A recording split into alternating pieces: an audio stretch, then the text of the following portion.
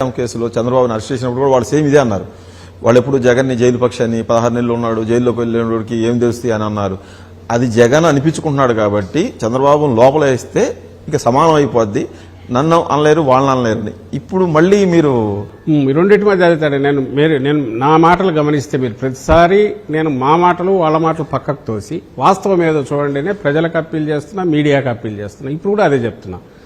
నిజంగా జగన్మోహన్ రెడ్డి గారు తనను చంద్రబాబు నాయుడు కాంగ్రెస్తో కుమ్మక్కై ఆ రోజు అరెస్ట్ చేయించాడు, దానికి బదులుగా ఆయన్ను వేయాలి 4 రోజులు 10 రోజులు అనుకుంటే వచ్చిన ఏడాదిలోగా ఇప్పుడు చంద్రబాబు నాయుడు ఏ ప్రయత్నం అయితే చేస్తున్నాడో అప్పుడే చేసేవాడు. ఎందుకంటే బాగా హైలో ఉన్నప్పుడు that should be the time.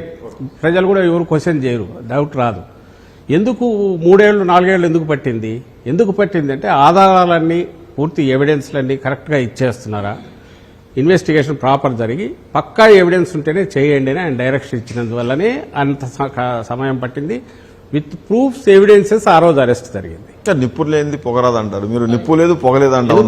వాళ్ళు 3,200 కోట్ల అవినీతి జరిగింది అంటున్నారు. మొత్తం డిస్టిలరీలన్నీ మీరు స్వాధీనం చేసుకున్నారు. ఎవరికి ఎంత ఇవ్వాలో అంత ఇచ్చేసి వాళ్ళ నుంచి ఎంత తీసుకోవాలో అంత గమనిస్తే ఈ రోజుకు ఇవంతా కూడా ఒక నెరేటివ్ బిల్డ్ అవుతున్నది ఎల్లో మీడియాలో మాత్రమే అవుతుంది.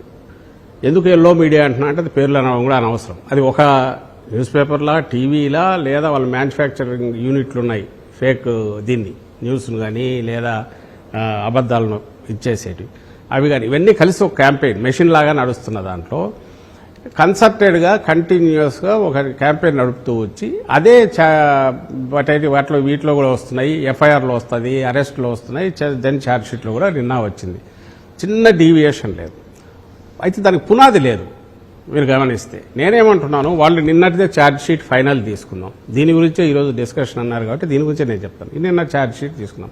This is the first step to next దీనికి పోవడానికి. అంటే ఇన్వెస్టిగేషన్ ఏజెన్సీ క్లియర్గా ఫీల్ అవుతుంది ఈ ఆధారాలు ఉన్నాయనేది పక్కా దీనితో ఛార్జ్షీట్ ఫైల్ చేస్తారు. దెన్ నెక్స్ట్ మళ్ళీ సప్లిమెంటరీ రావచ్చు, ట్రయల్ మొదలు కావాలి. ఈ తర్వాత ప్రాసెస్ జ్యుడిషియల్ ప్రాసెస్. మీరు అలా చెప్తున్నారు.